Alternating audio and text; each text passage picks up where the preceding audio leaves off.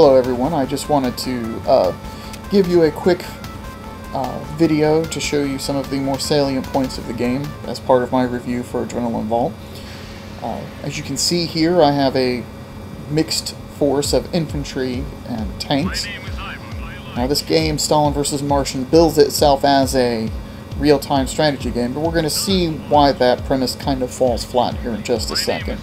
Now I'm moving my infantry forward, not because they have anything special to do, but because they're pretty much worthless for anything in this game. So I'm just going to move them forward, and they're going to sucker the enemy out of their positions, while I keep my tanks back just long enough for them to rush in and kill everything.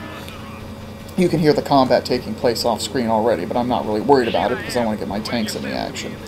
Yes, the pew pew pew sound is coming from the Martian infantry that you can see meeting up with mine.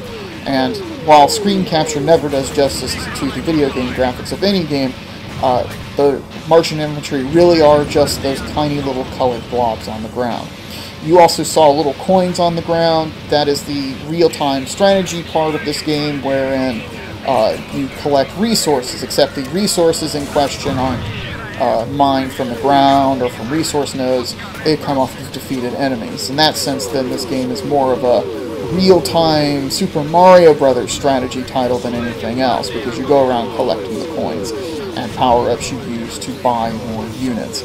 Now, you've seen that I've just sort of charged my tanks in there to defeat the Martian infantry. I'm not making any more effort to coordinate because no other efforts are really needed. The Martians come in these kind of human wave attacks, and my tanks reply in kind. I won't be making any more infantry for the rest of this video because I don't need it. As I collect up the last little bit of these resources here, I'm going to buy some more T-34 tanks. While there is a variety of vehicles and power-ups you can use to defeat the Martians with, there's really no point in buying anything other than the best tanks available.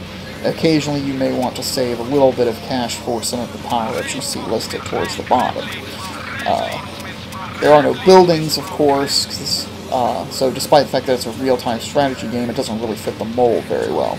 I've selected my tanks and I'm going to send them to meet up with the other armored units I have.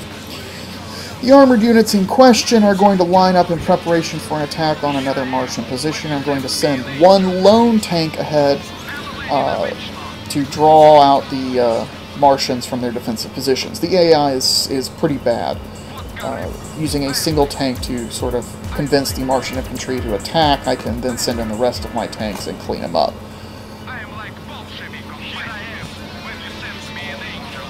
You'll also notice that I don't spend a lot of time clicking on the edges of the screen except to buy reinforcements. That's because at the very edges of the screen, the ability to order units to move and fire does not work.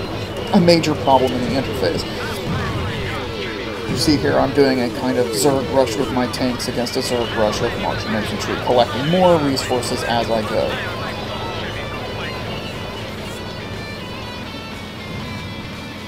Yes, that is yet another wave of Martian infantry attacking. And now we see some of the other Martian units, including the adorable elephant stuffed animal looking ones and some of the more globular three-eyed looking Martians. I'd like to emphasize that while the graphics aren't that great, what's perhaps more important is that these units aren't very varied or interesting to fight. Even the tougher Martian units are really just different variations on a rather low-key Zerg rush.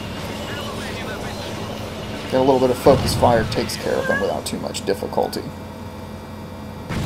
I'd like to say that there's something else that needs to be going on here, but there really isn't. We're just going to move my tanks around, collect up some more resources, and buy some more tanks in preparation for another offensive. If you've been listening to the sound of the game, you've no doubt, like I have, become annoyed at the sort of repetitive unit dialogue, which is some kind of a weird combination between a Yakov-Smirnoff skit and bad writing. So I'm just going to rally my troops on the objective, and we're going to rinse and repeat. And that's pretty much what we're going to do for the entire game. After about 4 hours of this, I guarantee you can get pretty boring. There are some variations in some of the scenarios, but usually it's just this kind of a Zerg rush versus another kind of a Zerg rush. Although calling what's happening a Zerg rush is giving it a little more credit than it probably deserves. you can go ahead and finish watching the rest of this video if you choose, but for the rest of my review, go ahead and check it out on Adrenaline Vault. I'll see you there.